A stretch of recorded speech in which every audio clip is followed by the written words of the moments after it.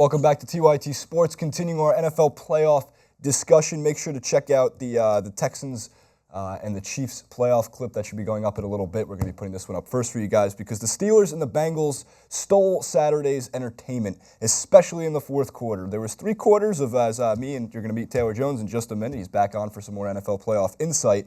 A lot of Chris Boswell exposure in the first couple quarters of this game. That would be the Steelers kicker if you did not know.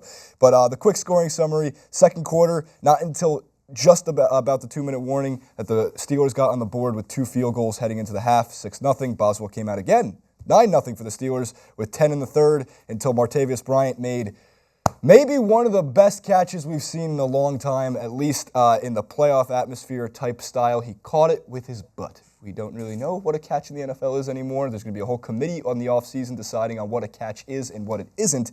Regardless, you saw that happen, and it was awesome.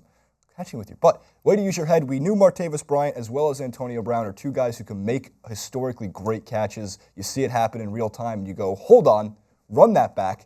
That was ridiculous. So he gets on the board to put him up 15-0. In the fourth quarter, A.J. McCarron did come through. As ESPN's notes do put, he was 9 of 15 for 98 yards and a go-ahead touchdown in the fourth quarter on Saturday night. At that point, interesting fact, Dalton had never thrown a fourth quarter touchdown in the postseason. So who knows what would happen if he was there. Obviously a different game plan if he was.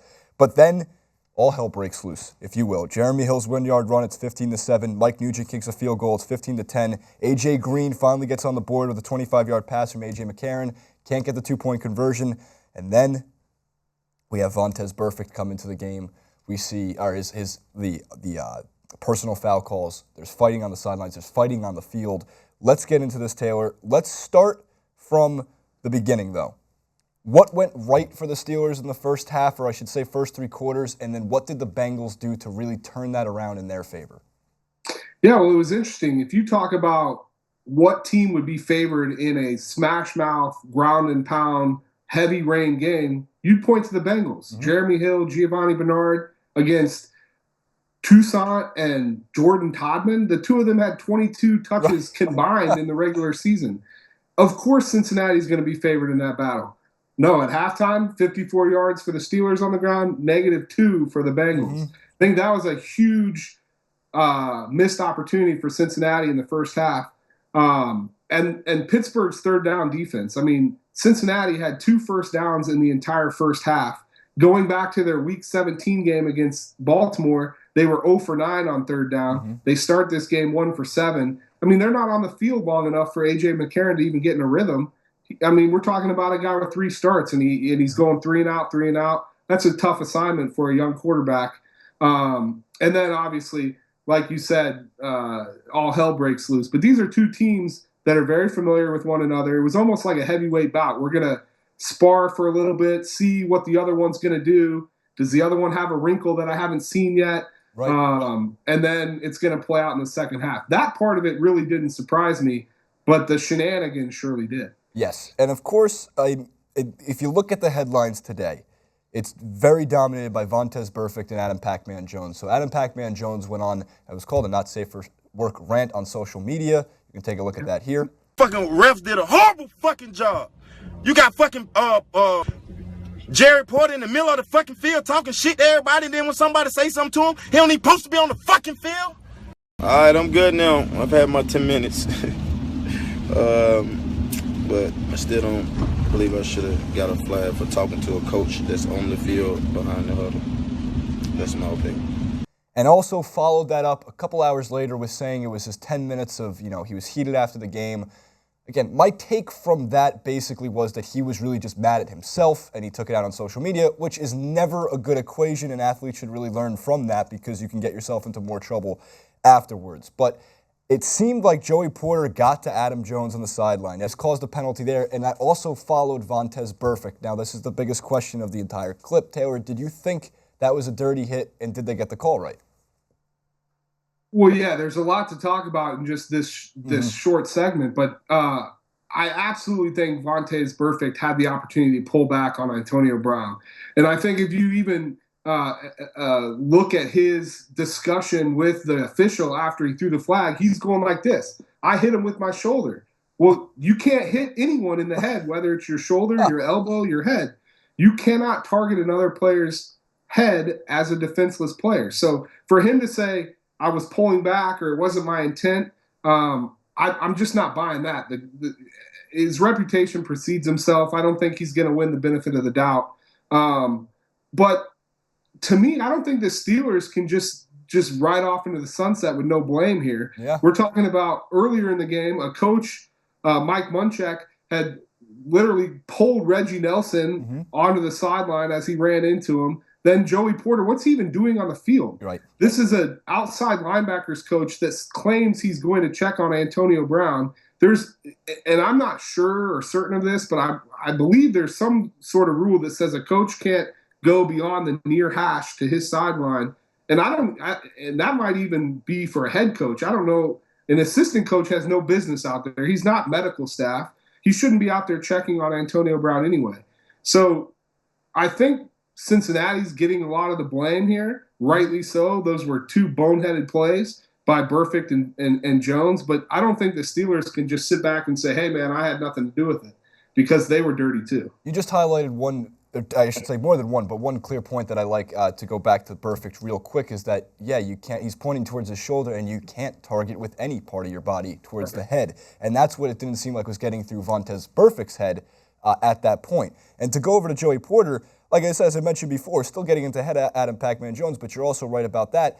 Just because you're Joey Porter doesn't mean you should be on the field, especially that far out, and not getting penalized for that. And that's where Adam Pacman Jones was getting even angrier during the game, is why is there a coach on the field? Why is there an outside linebackers coach all the way out in the middle of the field? Claiming on checking on Antonio Brown is one thing, but he really wasn't close to Antonio Brown's vicinity. So if you want to do the math, you can figure out that it probably, I don't want to say it definitely, but it probably wasn't to really check on Antonio Brown.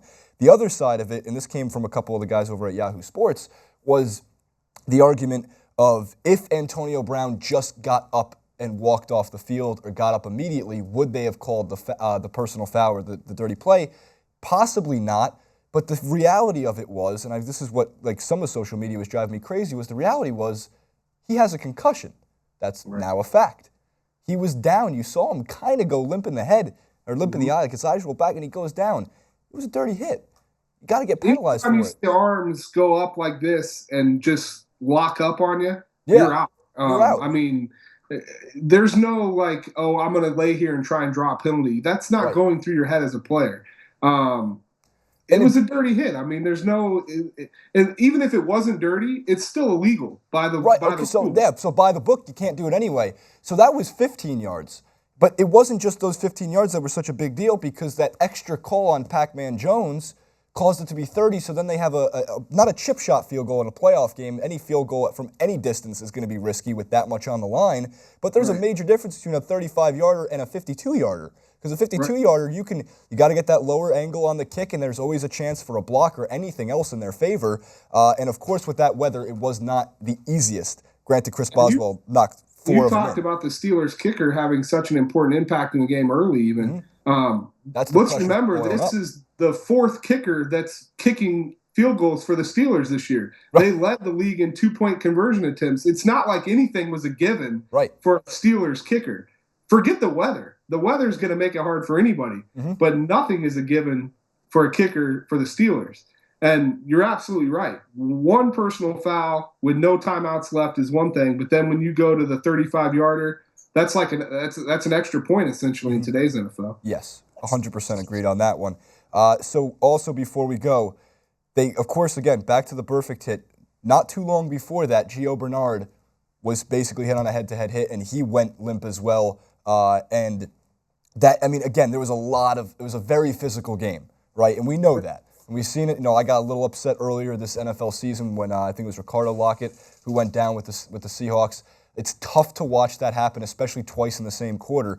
But they didn't call anything on that hit. And that looked to me like a head-to-head hit. It might not have been targeting, but you really aren't supposed to go helmet to helmet. Do you think that had any effect on the call for Burfict later on? Or just what were your thoughts regarding Bernard? Well, I don't know that it had any effect on the call. Let's also remember that earlier in the game, prior to the Ryan Shazier hit on Gio Bernard, the Bengals had already been flagged for, I can't recall who it was, but they came through, and to me that looked like a clean hit, a shoulder right to the midsection of Marcus Wheaton that was flagged for unnecessary roughness hitting a defenseless player. So then combine that with the Ryan Shazier hit that they deemed legal, and then also gave them the fumble recovery on that play. If you're going to develop rules under the pretense of player safety, that's the exact play that you want eliminated from the game. Shazier could have hurt himself very seriously, and he could have hurt Gio Bernard very seriously.